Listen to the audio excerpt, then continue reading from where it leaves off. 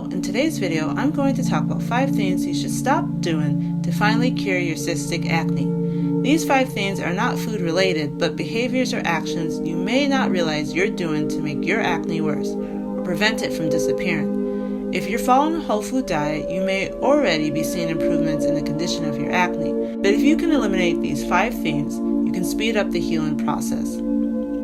Acne is no stranger to me. I struggled with it most of my life. Since I was 12, I'm in my 30s now. It was only a few years back when I started to see a shift in the condition of my skin to where it was clearing up and I was having less breakouts. Before then, I tried so many products and prescriptions under the sun, seen dermatologists here and there, and even tried at-home remedies and essential oil treatments. Nothing worked and I became hopeless. Of course, that was until I realized the bulk of my problem was due to my diet. But there were non-diet things I did that, looking back, I can see how it made my acne worse. Once I started to pay attention to my habits, I was able to connect the ones that were allowing my acne to persist. Researching the internet on topics related to acne solutions helped a great deal too. But again, it was my diet that ultimately solved my cystic acne issue. So, with a change in my diet and eliminating these 5 habits, I eliminated my cystic acne. So here are 5 things I recommend you stop doing or do to eliminate your cystic acne. First, always sleep on clean pillows. Wash them weekly. The reason is, especially if you're a side sleeper, you're likely pressing your face on the pillow. If it's not clean, bacteria from the pillow can settle into your skin, promoting acne. With clean pillows, you will avoid that. Second, moisturize your face day and night.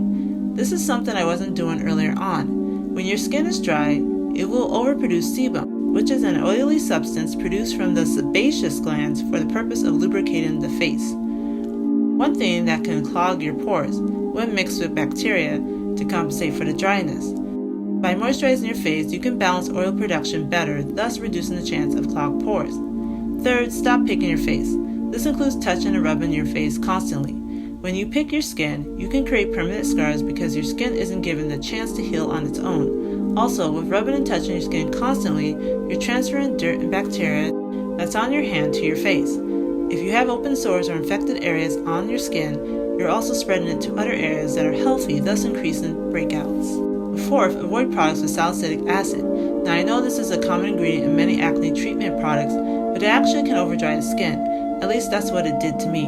Every product I used that contained salicylic acid only increased my acne. It didn't reduce or eliminate it. Similar to not moisturizing, if you use products or ingredients that can overdry the skin, your skin will just overproduce sebum, which again can clog the skin and create acne when mixed with bacteria.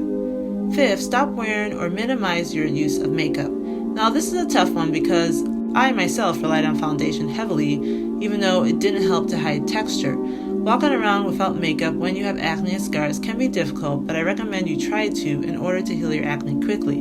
Try to wear makeup minimally, such as when you're going out for a while, and as soon as you come home, remove it. Or cover only the parts of your face that are affected, allowing the rest of your face to breathe. At the end of the day, with a whole food natural diet and considering these 5 things, you can overcome this mountain called cystic acne. I encourage you to check out my videos on what a whole food diet is, as well as a whole food pyramid to start transforming your diet. So that's it. Being more aware of daily habits, especially those connected to your face, along with a natural diet, just might be what finally ends your cystic acne. Thank you for watching. If you found this video helpful, please like, comment, and share so others struggling with acne can benefit from this as well. Subscribe for more videos, and until next time, take care.